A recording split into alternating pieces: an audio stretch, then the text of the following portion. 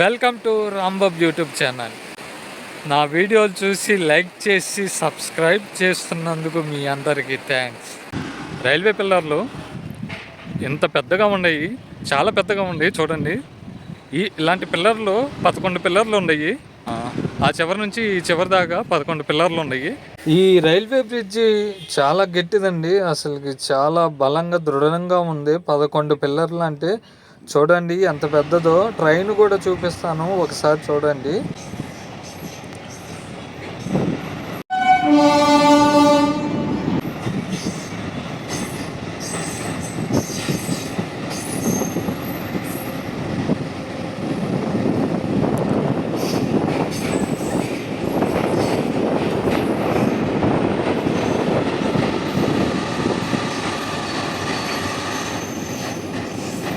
ఈ వీడియో తీసేటప్పుడు ట్రైన్ వచ్చిందండి, ఆ ట్రైన్ కూడా తీసాను.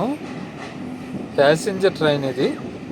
రైల్వే బ్రిడ్జికి కొంచెం ఎదురు రంగాల్ని ఇదండి పడవలు ఉన్నాయి. పడవలు చాలా బాగున్నాయి.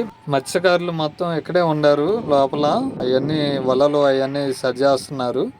ఎదురు కనబడేది ప్రకాశం బ్యారేజీ చూడండి. అసలు చాలా బాగుంది ప్రకాశం బ్యారేజీ. లొకేషన్ మాత్రం సూపర్గా ఉంది. అసలు లొకేషన్ అటువైపు కనకదుర్గం గుడి అండి. అసలుకి ఈ లొకేషన్ మాత్రం వేరే లెవెల్ అబ్బా.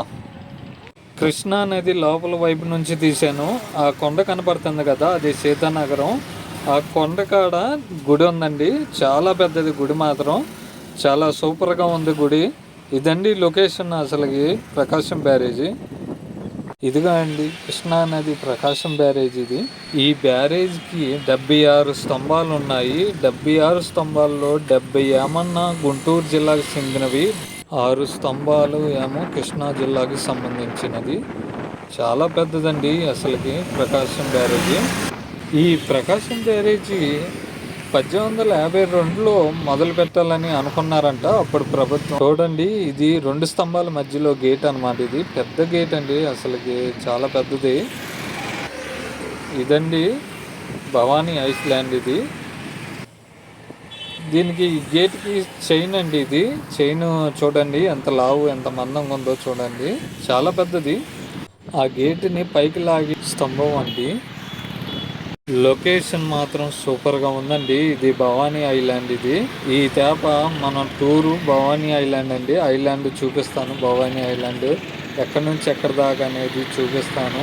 టికెట్ ఏ విధంగా తీసుకోవాలి, ఆ ప్లేస్లో ఏమేమి ఉన్నాయో చూపిస్తాను. షిప్ ఏ విధంగా ఉండిద్ది, ఎంత ఖర్చు అయ్యిద్ది అనేది చూపిస్తాను.